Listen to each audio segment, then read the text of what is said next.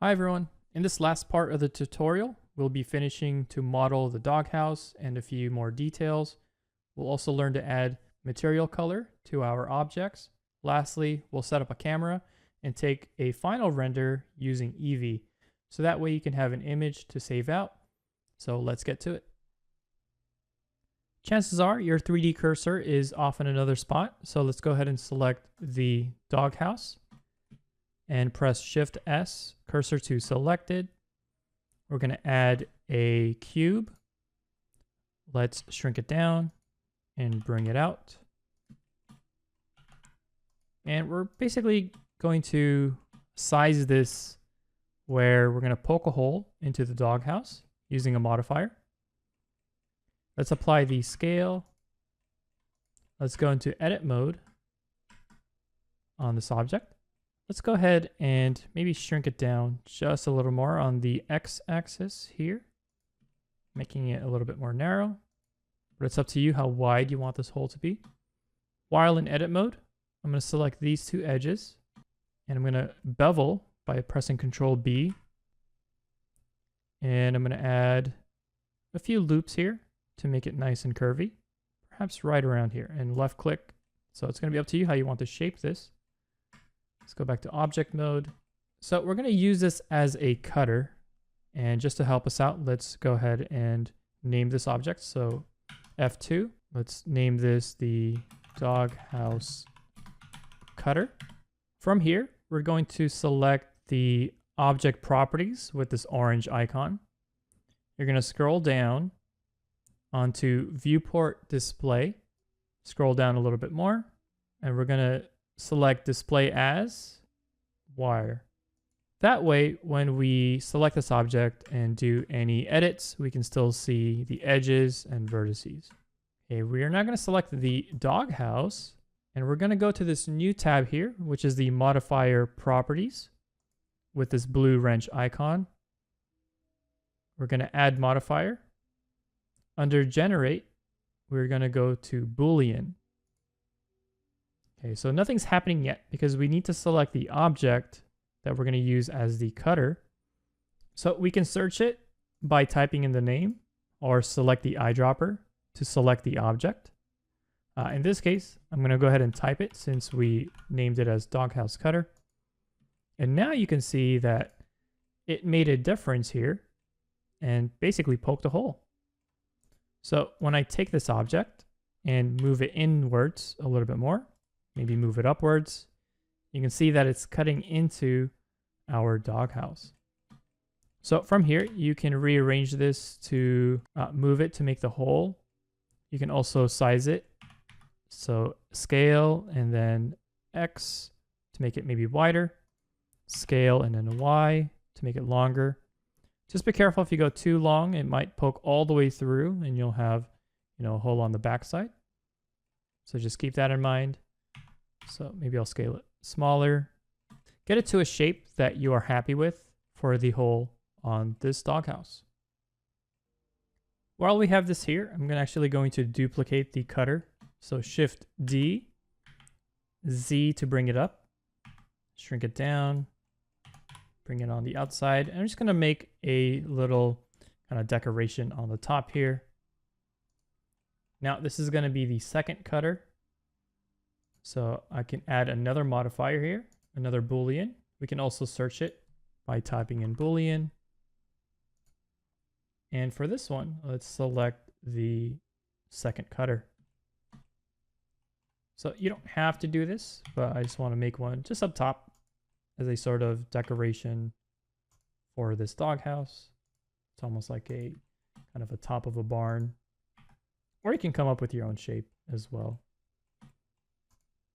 So what modifiers allows us to do is to make more complex edits without it being destructive, meaning this isn't permanent yet. So if we turn off the preview in real time with this icon here, we can see that this object is still that simple doghouse with a front face right here. But if we turn this on, this is how it would look like once we apply those modifiers. Now place it the way you'd like it. So you can move it up, move it down. In this case, I'm going to cut it right around here just to give it a little bit of a ledge. So for this modifier, I can apply it if I'm happy with this. So drop down, hit apply. Drop down, hit apply. So now these booleans are now permanent. So if I were to hide these two, press H to hide, you can now see that there are vertices for the hole that we created. Next, let's work on the roof. So let's add a mesh cube, shrink it down, bring it up. Let's make this even more narrow. So scale on the X, move it off to the side. Let's scale it down a little more. Scale on the Z, bring it down. We could even make it a little bit skinnier. Scale on the X. Okay, and let's try to get the length. And you could overhang the roof just a bit. So scale on the Y, like so. Let's apply the scale. Let's go into the front view. And let's position this and rotate with R to roughly match the angle of the roof. Next up, we're going to use a couple of new modifiers. Let's go to add modifier, generate array. And by default, this is on the X factor. So let's put this to 0. In this case, I'm going to use the Z factor instead. And you can see that it multiplied across. And let's move this number up just a little more to create just a tiny bit of a gap. So I'm holding down Shift while I'm dragging the numbers here to give it just a little bit more of a gap. Then we could hit the count. I'm going to go to 4 to make 4 different wood planks. Let's go into edit mode. And the nice thing about this is it will create virtual duplicates with this array modifier, even though we have just one object here. Let's go into edit mode. Let's go ahead and press Control R to add some loop cuts. I'm going to add about 5 here. Left click and then right click. And I'm going to take each of these edges or even vertices just to add a bit more of an angle on it, similar to the fence. So a little bit of up and down, just adding just a slight difference in angle, just so it's not so straight and perfect. But you can edit this the way you like, and we can also adjust the planks here with the array modifier as so. We're also going to add another modifier here. So add modifier, generate mirror, and this is going to be one of the more common ones that you'll be using as well in Blender. Okay, so at the moment, it would be mirroring on its own origin, but instead we're going to use an object. So mirror object here. We're going to click on this eyedropper and click on the doghouse. And you can see that it's mirroring with the doghouse as the center. So now we have the planks for the roof on both sides. And if you're happy with this, you can apply the modifiers, or you can even just leave it alone for now if you want to make changes later.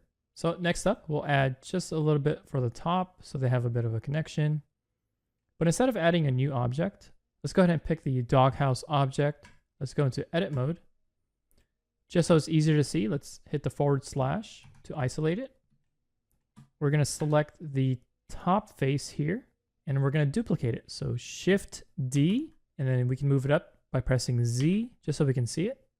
Left click. We're going to press P to separate, and we're going to separate by selection. And now it's its own new object.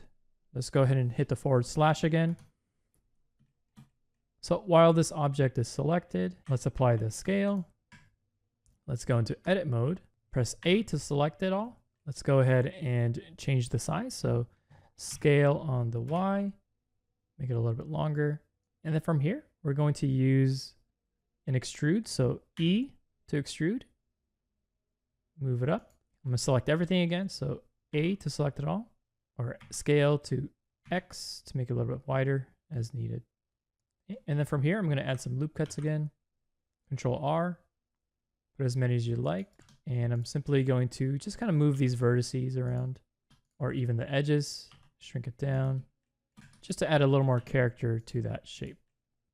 So go ahead and start doing this for yourself as well. And these changes can be subtle or as drastic as you want. But I'm pretty happy with that. So now we have a top for the roof. Next up, we'll add a frame on the corner edges of our doghouse. So let's go ahead and add a plane. So mesh plane.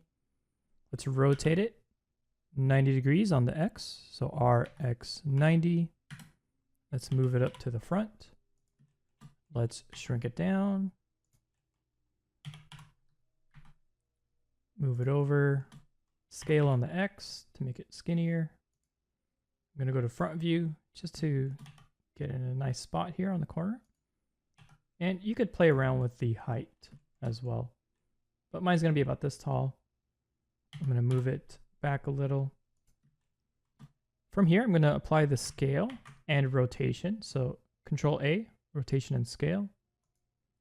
Let's go into edit mode. I'm going to go to edge select.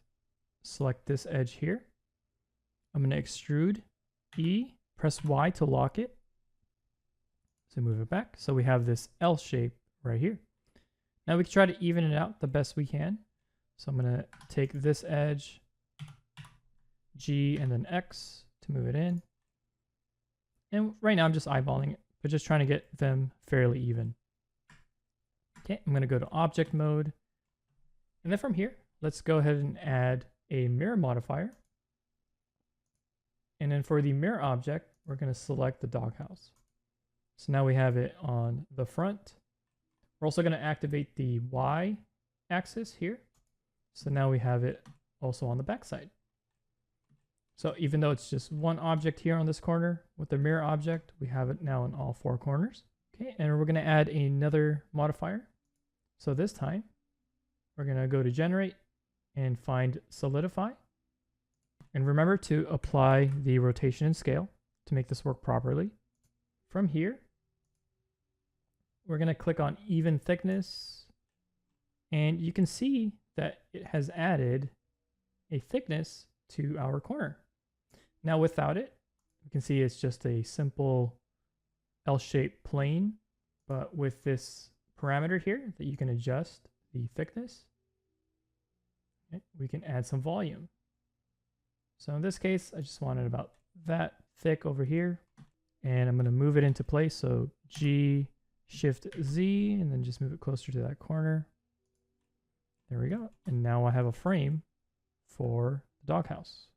And perhaps I'll move it in just a bit more so there isn't much of a gap. There we go. We can also increase the thickness as well. Next up, let's make a door frame.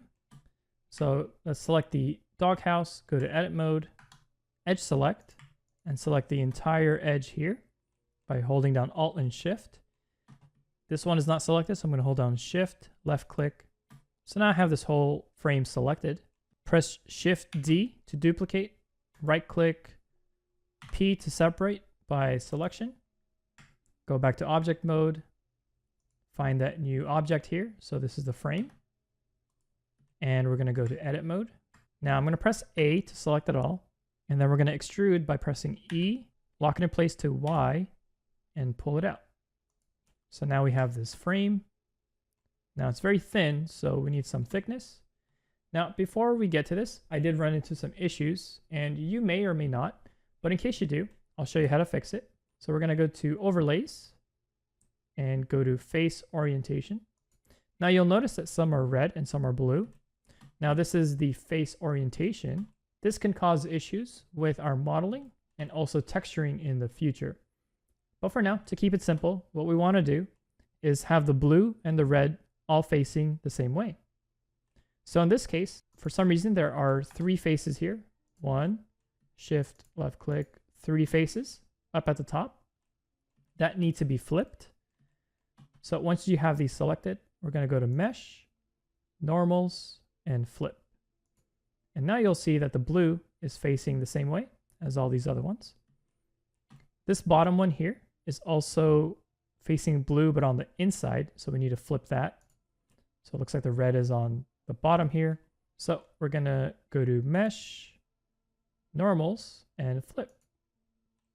Okay, so now we have the red on the inside and the blue on the outside. All right, so we're going to go to object mode. Let's uncheck the face orientation and the overlays. We're going to add a modifier, generate, and let's put in the solidify.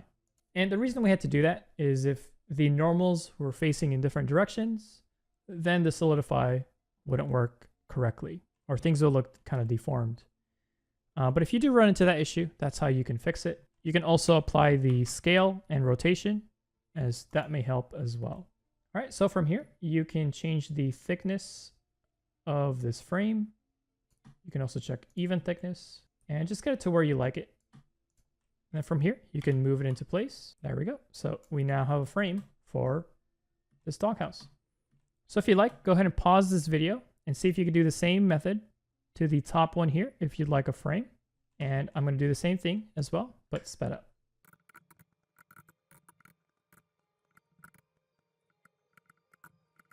Okay, so that is my top frame. That one also had a few faces facing the wrong way.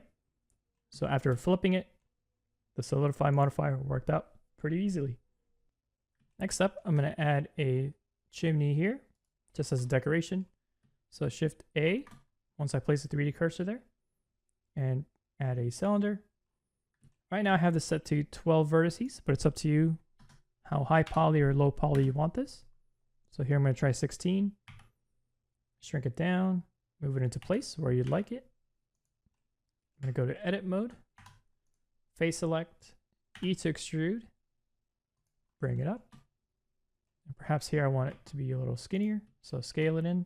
Next I'm going to go to front view, E to extrude. I'm going to move it across here, maybe even give it a little rotation.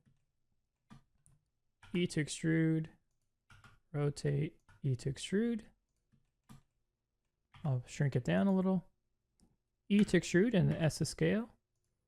E to extrude. And you can keep it this shape, or maybe you want it narrow. That is up to you. Or maybe you want it a little bit wider. This time I'm actually going to try a wider version. I'm going to inset this and then E to extrude downwards. So we have that shape. But it's up to you how you want to shape your chimney if you wanted to add one. So I'm going to try this shape out for my design. Next up, let's add some grass to our scene just to give it a little bit more detail. I'm going to place the 3D cursor here. Shift A, mesh plane. Let's rotate this, RX 90. Scale it in, move it up. Let's apply the scale and rotation. Okay, so from here, I'm going to go to edit mode. I'm going to select this top edge. And then what I'm going to do is from side view, so it's easier to shape this. I'm going to press E to extrude, E to extrude, and start bending it like grass would because of gravity. Okay. Now, right now it's all the same thickness, but we can then go to proportional editing right here. Activate it. We can try smooth for now. And what we're going to do is press S to scale. It shrinks this down. And you can see that we can create this tapering for the grass. Now, in this portion here, I'm going to go to vertex select these two vertices. I'm going to press M so I can merge at the center. So then it becomes one vertex up at the top. And if I need to, I can go to side view, just move it out just a little further. So if I want to reshape the grass and just maybe make it longer here, I'm going to turn off proportional editing so I can just move it off just a bit longer. There we go. So we have one grass blade. Now you can create a new one, but in this case, I'm just going to duplicate this. So Shift D, and then I'm going to rotate, place it here, and then I'm going to press S, scale on the X twice. So XX, so scaling on its local axis, so it's skinnier. Maybe I'll make this taller. I'm going to take this one and copy it again. So Shift D, Shift Z to move it. Scale on the X. Maybe I want this a little bit shorter. Apply scale. Then I'm also going to reshape it. So maybe you could select some of these edges or even the vertex. Turn on proportional editing. Go to side view. So if you want to kind of reshape it Maybe this one is pointing up a little higher, a little straighter up into the air. Or we can even have one that is drooping down even lower. So Shift D, edit mode. So if I take this, perhaps this one is bending down just a little bit more. There we go. I'll scale it in. So you can make as many of these as you'd like. I'm going to settle for these 4. You can rotate them and size them accordingly. It will also help to rename them as grass. So you could do that with all of these objects. But I'm going to take these and duplicate them and place them in various spots. So Shift and D, Shift Z to move it across. Rotate on the Z axis. Maybe I'll place one here. Maybe I'll shrink it down. So go ahead and model your grass blades, scale them accordingly, and move them into spots where you want this bit of detail. And even just a little bit of rotation here and there, or scaling with these objects can make a big difference on creating a variety for the details. All right, and the last thing let's model is the doggy bone. So I'm going to place my 3D cursor here, Shift A, add a mesh plane, let's shrink it down, move it up. Okay, we're going to go to edit mode actually, select everything, so A. We're going to press M to merge at center. What this will do is merge the vertices into just one vertex. And the reason we're doing that is we're going to shape out the doggy bone, kind of draw it out. So we're going to go to top view, press A to make sure you're selecting the vertex, press E to extrude, and now you can see that we are shaping this doggy bone. So go ahead and try that out.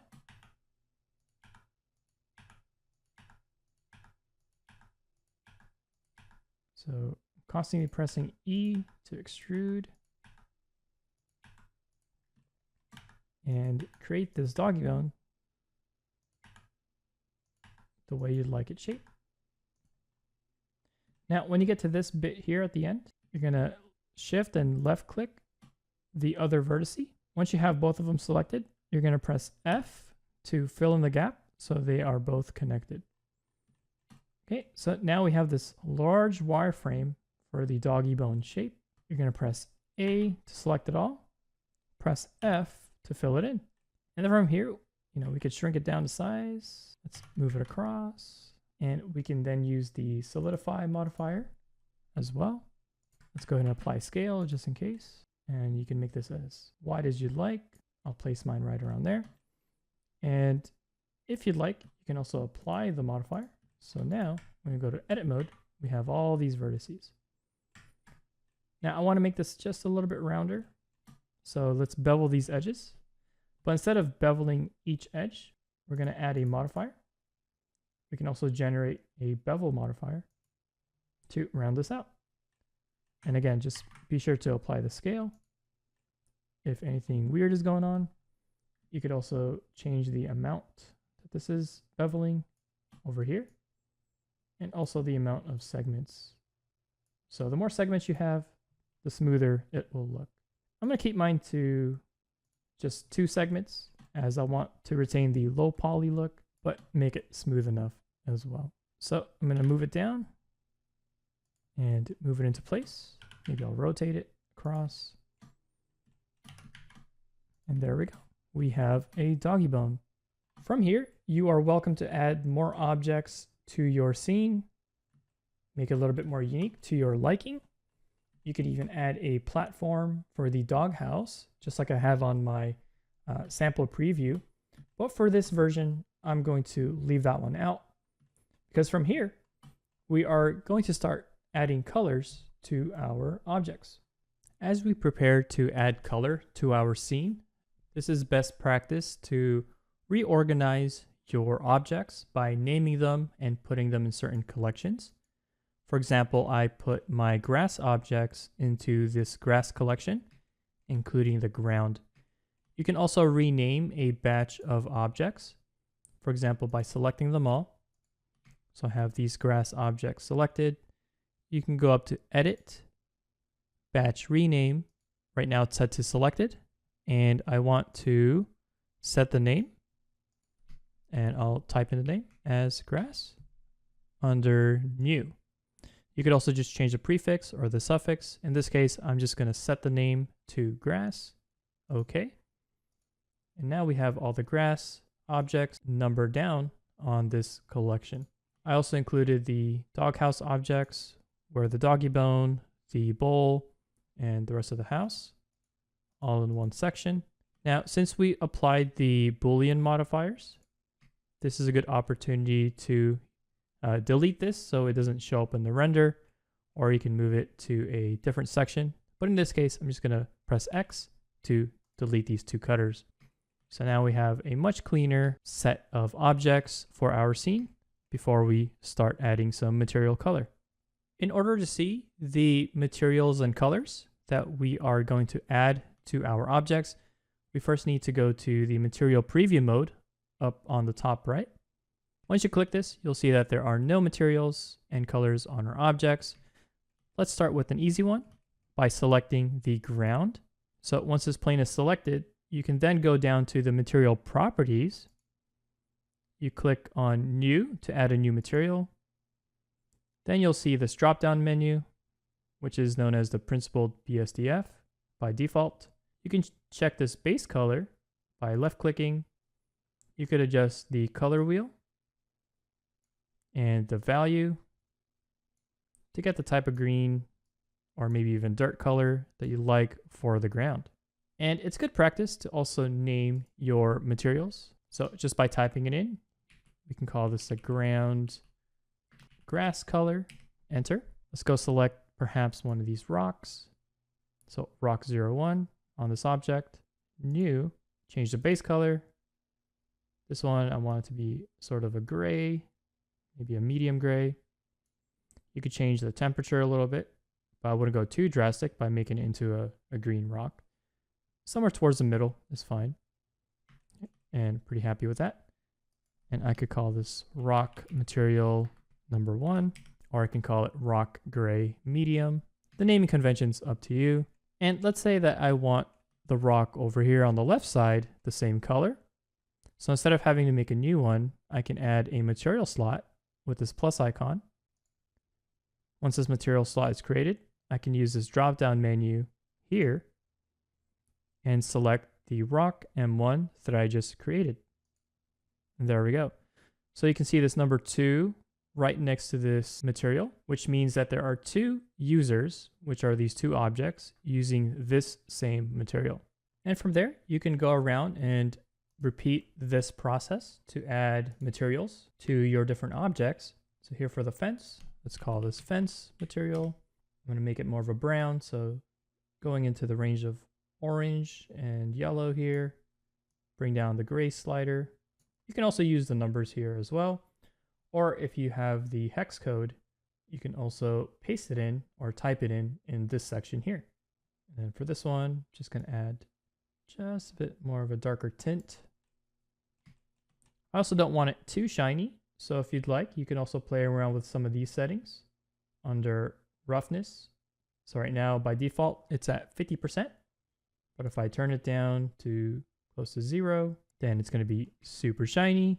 Or if I bring it up, it's going to have a more matte material, just like wood naturally is, without any sort of finish. So yeah, I think I'll leave it at a higher roughness value.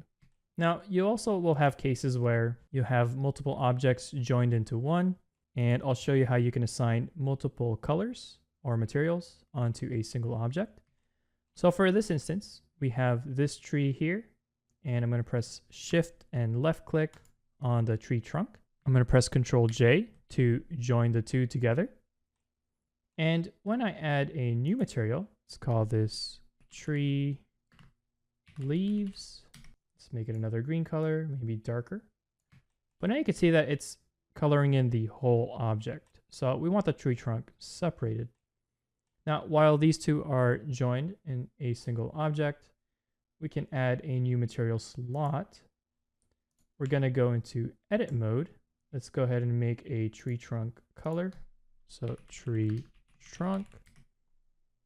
Let's create this into a brown.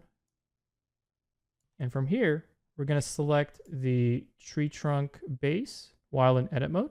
We can select these faces individually or grouped. In this case, the best way is to press L to select length, since it was a separate object from before. We're going to highlight tree trunk, press assign, and there you have it. You can see that this single object has two material slots, two different colors. And you can pretty much add as many as you like if the object calls for it.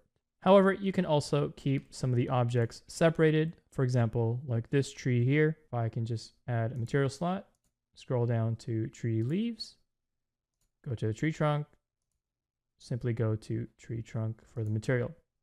There we have it. Now, while these two are separated and they already have their own material, you can combine the two.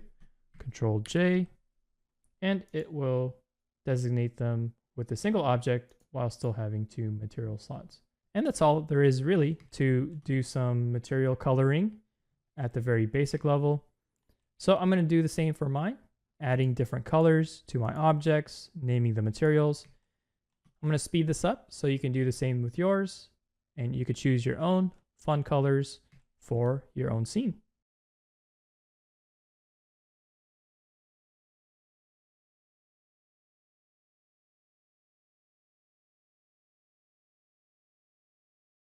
Now, in the event you don't like a color that you've put in, so for example, I originally wanted this to have the same red trim as the roof, same red color. So I just used the drop-down menu to select the same color here.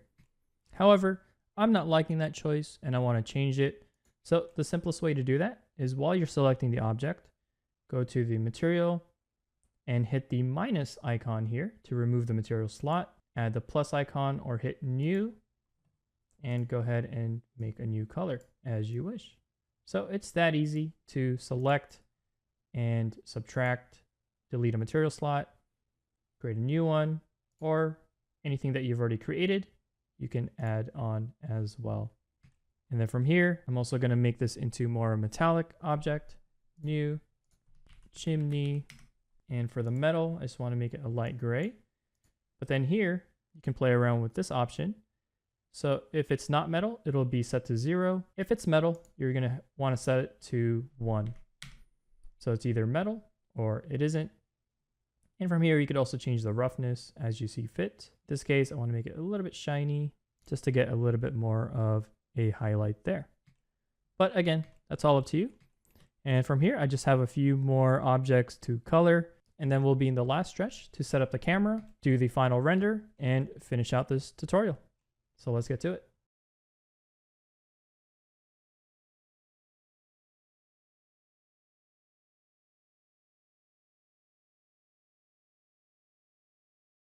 Now that we have all the objects colored the way we want it, we can now set up the lights and camera. I still have the ones from when we first opened up the file. I've kept it hidden, so let's now reveal them. And we're going to go to this viewport shading rendered preview. And we can see that the default light is a very weak one, as it is a simple point light. And you could click on this light bulb icon at the bottom. We're going to use the sunlight instead.